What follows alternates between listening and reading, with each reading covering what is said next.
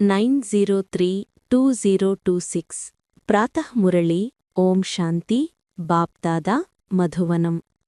మధురమైన పిల్లలు, ఏ విధముగా సర్వుల కళ్యాణము చెయ్యడమనేది బాబా పాత్రను, అలా బాబా సమానముగా కళ్యాణకారులుగా అవ్వండి.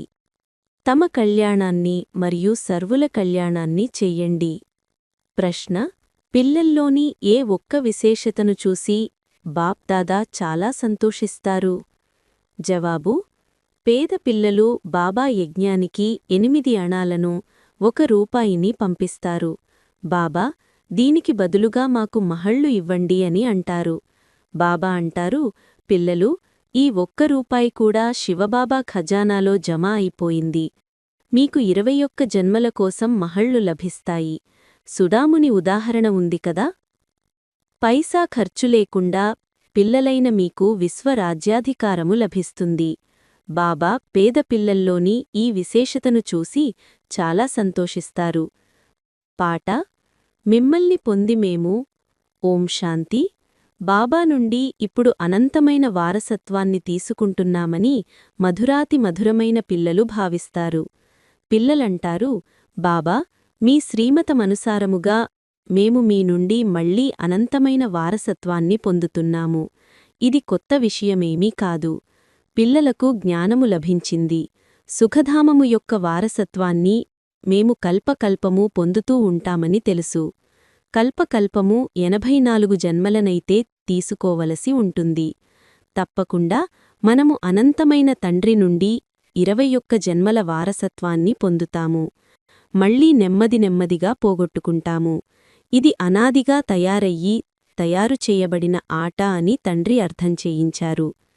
పిల్లలైన మీకు పాలన లభిస్తూ ఉంటుంది. డ్రామాలో సుఖము చాలా ఉందని కూడా మీకు తెలుసు.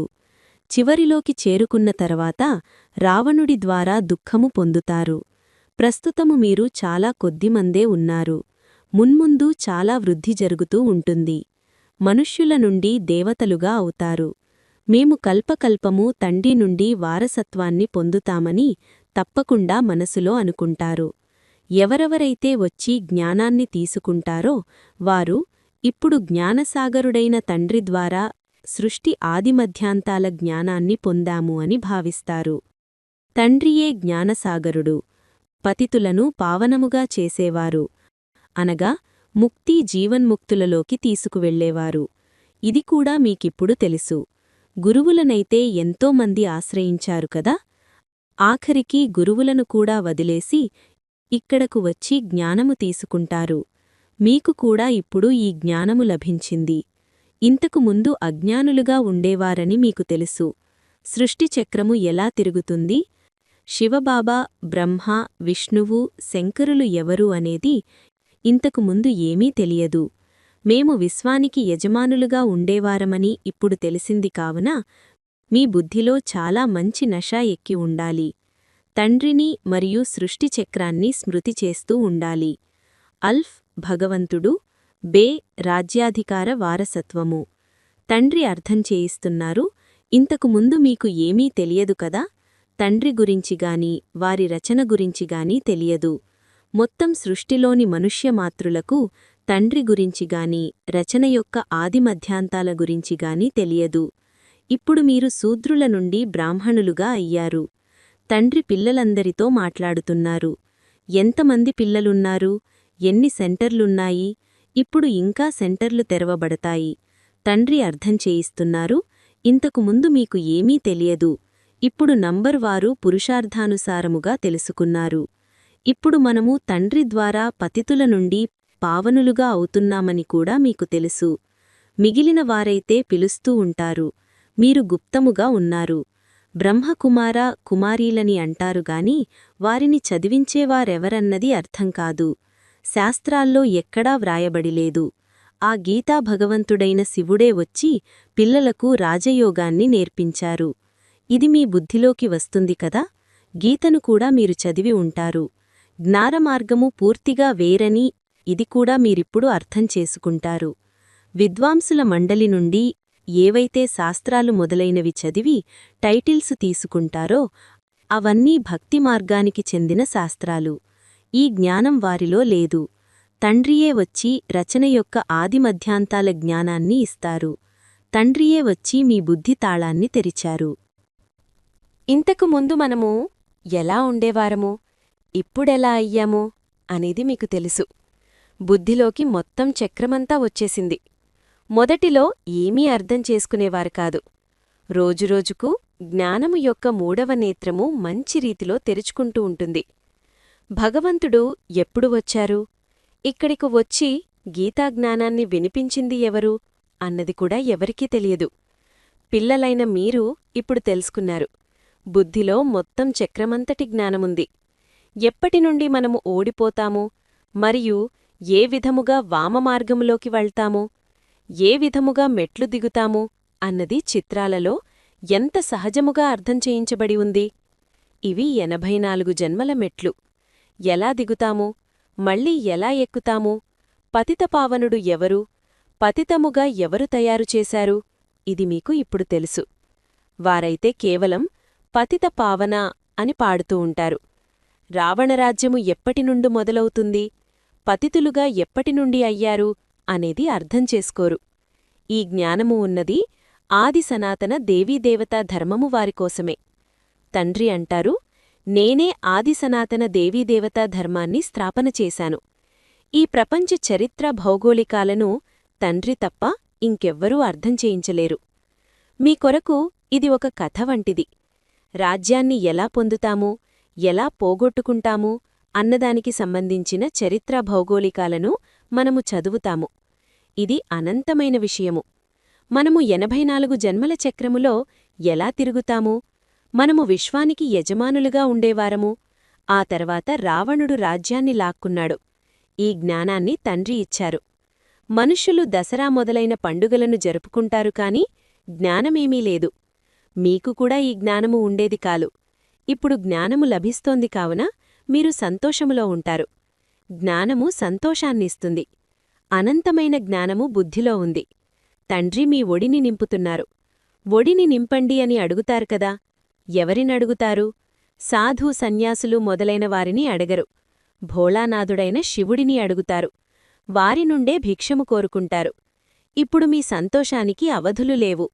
మీకు చాలా సంతోషము ఉండాలి. బుద్ధిలోకి ఎంత జ్ఞానము వచ్చేసింది. అనంతమైన తండ్రి నుండి అనంతమైన వారసత్వము లభిస్తోంది. కావున ఇప్పుడు మీ కళ్యాణాన్ని మరియు ఇతరుల కళ్యాణాన్ని కూడా చెయ్యాలి. అందరి కళ్యాణము చెయ్యాలి. ఇంతకుముందైతే ఒకరికొకరు అకల్యాణమే చేసుకునేవారు. ఎందుకంటే ఆసురీమతము ఉండేది. ఇప్పుడు మీరు శ్రీమతముపై ఉన్నారు కావున మీ కళ్యాణాన్ని కూడా చేసుకోవాలి. ఈ అనంతమైన చదువును అందరూ చదువుకోవాలని, సెంటర్లు తెరుచుకుంటూ ఉండాలని మీ మనస్సు కోరుకుంటుంది. ఏమంటారంటే, బాబా ప్రదర్శని ఇవ్వండి, ప్రొజెక్టర్ ఇవ్వండి, మేము సెంటర్ తెరుస్తాము. మాకు ఏదైతే జ్ఞానము లభించిందో, దేని ద్వారానైతే అనంతమైన సంతోషపు పాదరసము ఎక్కిందో దానిని ఇతరులకు కూడా అనుభవము చేయిస్తాము అని అంటారు. డ్రామానుసారముగా ఈ పురుషార్థము కూడా నడుస్తూ ఉంటుంది. భారత్ను మళ్లీ స్వర్గముగా తయారుచేయడానికి తండ్రి వచ్చారు. ఇంతకుముందు మీరు నరకవాసులుగా ఉండేవారని, ఇప్పుడు స్వర్గవాసులుగా అవుతున్నారని మీకు తెలుసు. ఈ చక్రము మీ బుద్ధిలో సదా తిరుగుతూ ఉండాలి. దీని ద్వారా సదా మీరు సంతోషంగా ఉంటారు. ఇతరులకు అర్థం చేయించాలనే నషా కూడా ఉండాలి. మనము తండ్రి నుండి జ్ఞానాన్ని తీసుకుంటున్నాము. మీ సోదరీ సోదరులు ఎవరికైతే జ్ఞానము తెలియదో వారికి కూడా మార్గాన్ని తెలియజేయడము మీ ధర్మము. ఏ విధముగా బాబాకు అందరి కళ్యాణం చేసే పాత్ర ఉందో అలాగే మనకు కూడా అందరి కళ్యాణకారులుగా అయ్యే పాత్ర ఉంది. బాబా మనల్ని కళ్యాణకారులుగా చేశారు కావున మన కళ్యాణాన్ని కూడా చేసుకోవాలి, ఇతరుల కళ్యాణం కూడా చెయ్యాలి. తండ్రి అంటారు, మీరు ఫలానా సెంటర్కు వెళ్ళండి, వెళ్ళి సేవ చెయ్యండి. ఒకే చోట కూర్చుని సేవ చేయకూడదు. ఎవరు ఎంత చురుకుగా ఉంటారో వారికి అంతగా సేవ చెయ్యాలనే అభిరుచి ఉంటుంది. ఫలానా కొత్త సెంటర్ తెరవబడింది, ఎవరెవరు సేవాధారులు, ఎవరెవరు ఆజ్ఞాకారులు, విశ్వాసపాత్రులు అనేది తెలుస్తుంది. అజ్ఞానకాలంలో కూడా కుపుత్రులైన పిల్లలపై తండ్రి కోపగించుకుంటారు. ఇక్కడైతే అనంతమైన తండ్రి అంటారు, నేను పూర్తిగా సాధారణ రీతిలో అర్థం చేయిస్తాను. ఇందులో భయపడే విషయమేమీ లేదు. ఇక్కడ ఎవరైతే చేస్తారో వారు పొందుతారు. శాపం లేదా కోపము యొక్క విషయమేమీ లేదు. తండ్రి అర్థం చేయిస్తున్నారు, బాగా సేవ చేసి మీ కళ్యాణాన్ని మరియు ఇతరుల కళ్యాణాన్ని చెయ్యకుండా ఎందుకు ఉంటారు? ఎవరు ఎంతగా అనేకుల కళ్యాణం చేస్తారో అంతగా బాబా కూడా సంతోషిస్తారు. ఈ పుష్పము ఎంత బాగుంది అని తోటలో బాబా చూస్తారు. ఇదంతా పుష్పాల తోట. తోటలని చూడడం కోసమని బాబా మేము సెంటర్లు తిరిగి వస్తాము అని అంటారు. ఎలాంటి పుష్పాలున్నాయి, ఎలా సేవ చేస్తున్నారు, సంతోషములో ఎలా నాట్యం చేస్తూ ఉంటారు అనేది వెళితే తెలుస్తుంది. బాబా మేము ఫలానా వారికి ఈ విధంగా అర్థం చేయించాము అని బాబాకు కూడా వచ్చి చెప్తుంటారు. ఈరోజు నా పతిని, సోదరుడిని తీసుకువచ్చాను. బాబా వచ్చి ఉన్నారని, వారు వజ్రసమానమైన జీవితాన్ని ఎలా తయారు చేస్తున్నారని అర్థం చేయించాను అని చెప్తుంటారు. విన్నారంటే మేము కూడా చూడాలి అని కోరుకుంటారు. కావున పిల్లలకు ఉత్సాహం కలుగుతుంది. ఇతరులను తీసుకువస్తారు. ప్రపంచ చరిత్ర భౌగోళికాలను తెలుసుకోవాలి. భారత్ మొత్తం విశ్వానికి యజమానిగా ఉండేదని మీరు జడ్జి చేయగలరు. ఇప్పుడు పరిస్థితి ఎలా ఉంది? సత్య, త్రేతాయుగాలలో ఎంత సుఖముండేది? ఇప్పుడు మళ్లీ బాబా విశ్వానికి యజమానులుగా తయారు చేస్తున్నారు. ప్రపంచంలో చివరలో చాలా అలజళ్లు జరగనున్నాయని కూడా మీకు తెలుసు. యుద్ధమేమీ ఆగదు. ఎక్కడో చోట జరుగుతూనే ఉంటుంది. ఎక్కడ చూసినా గొడవలే. ఎంత గందరగోళంగా అయిపోయింది. విదేశాలలో ఏమేవి జరుగుతున్నాయి, వారు ఏమి చేస్తున్నారనేది వారికి అర్థం కావటంలేదు. ఎన్ని తుఫానులు వస్తూ ఉంటాయి, మనుష్యులు కూడా మరణిస్తూ ఉంటారు. ఇది ఎంత దుఃఖమయమైన ప్రపంచమో! ఈ దుఃఖమయమైన ప్రపంచం నుండి ఇప్పుడిక వెళ్ళిపోతున్నామని పిల్లలైన మీకు తెలుసు. బాబా అయితే ఓదార్పుని ఇస్తున్నారు. ఇది చీచీ ప్రపంచము. కొన్ని రోజుల్లో మనము విశ్వముపై శాంతిగా రాజ్యము చేస్తాము. ఈ విషయంలోనైతే సంతోషము ఉండాలి కదా. సెంటర్లు తెరుచుకుంటూ ఉంటాయి. ఇప్పుడు చూడండి, సెంటర్లు తెరుచుకుంటాయి. అప్పుడు బాబా ఇప్పుడు మంచి మంచి పిల్లలు వెళ్ళండి అని వ్రాస్తారు. ఎవరైతే హృదయాన్ని అధిరోహించి ఉంటారో వారి పేర్లు వ్రాస్తాను. అనేకుల కళ్యాణం జరుగుతుంది. బాబా మేమైతే బంధనంలో ఉన్నాము అని చాలామంది వ్రాస్తూ ఉంటారు. అచ్చా, సెంటర్ తెరవబడినట్లయితే చాలామంది వచ్చి వారసత్వాన్ని పొందుతారు. ఇదంతా వినాశనమవ్వనున్నది అని కూడా తెలుసు. కావున అనేకుల కళ్యాణార్థం కార్యములో ఉపయోగించకుండా ఎందుకు ఉంటారు? డ్రామాలో వారి పాత్ర అలా ఉంది. ప్రతి ఒక్కరూ తమ తమ పాత్రను అభినయిస్తున్నారు. దయ కలుగుతుంది. ఇతరులను కూడా బంధనముక్తులుగా చేయడానికి ఎంతో కొంత సహాయం చెయ్యాలి. వారు కూడా వారసత్వాన్ని తీసుకోవాలి. బాబాకు ఎంత చింత ఉంటుంది? అందరూ కామచితపై కాలిపోయి మరణించారు. అంతా శ్మశానవాటికగా అయిపోయింది.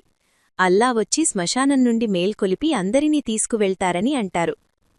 రావణుడు ఎలా ఓడించాడు అనేది మీరిప్పుడు అర్థం చేసుకుంటారు. ఇంతకుముందు తెలియదు. నేను రత్నాల వ్యాపారిని, లక్షాధికారిని, ఇంతమంది పిల్లలున్నారు, నషా అయితే ఉంటుంది కదా. నేను పూర్తిగా పతితముగా ఉండేవాడినని ఇప్పుడు అర్థం చేసుకున్నాను. పాత ప్రపంచంలో ఎంతమంది లక్షాధికారులున్నా, కోటీశ్వరులున్నా అదంతా గవ్వ సమానమైనది. ఇప్పుడిక అంతా పోయినట్లే.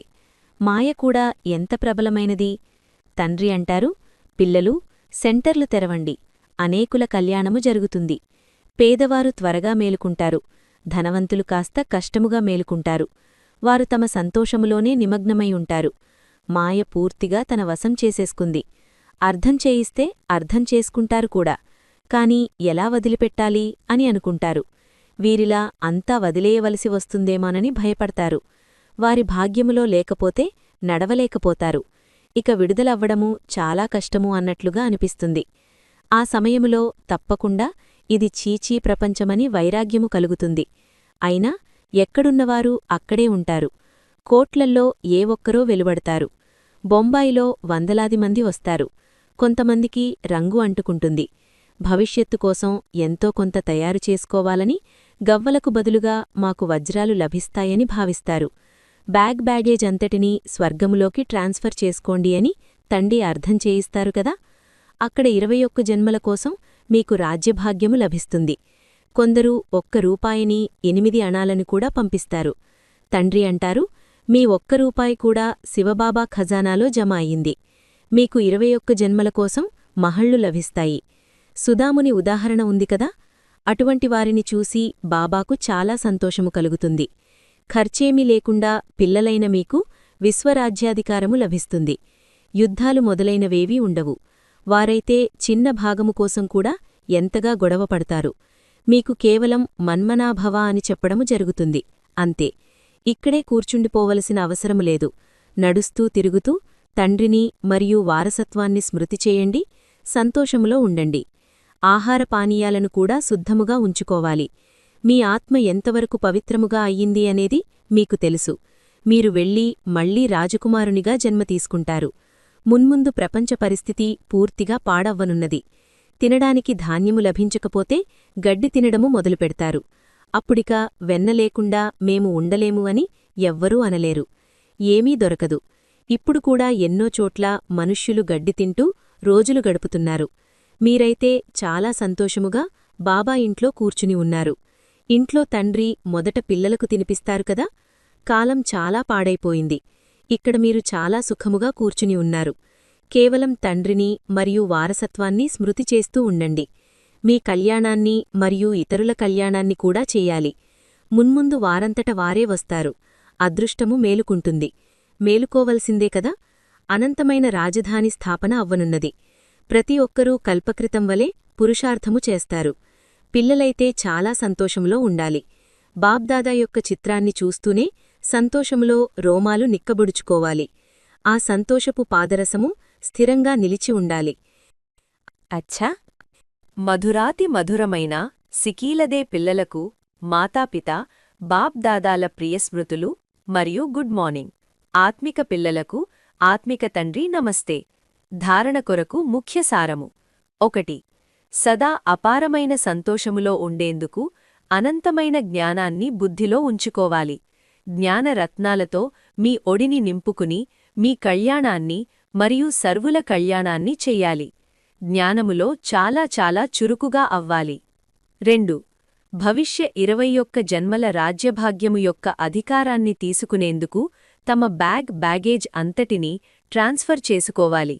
ఈ ఛీఛీ ప్రపంచము నుండి విముక్తులయ్యేందుకు యుక్తులను రచించాలి. వరదానము. ఒక్క తండ్రి ప్రేమలో లవలీనమై ఉంటూ సదా ఎక్కే కళను అనుభవము చేసే సఫలతామూర్త భవ. సేవలో మరియు స్వయము యొక్క ఎక్కే కళలో సఫలతకు ముఖ్య ఆధారము ఒక్క తండ్రి పట్ల ఎడతెగని ప్రేమ. తండ్రి తప్ప ఇంకేమీ కనిపించకూడదు.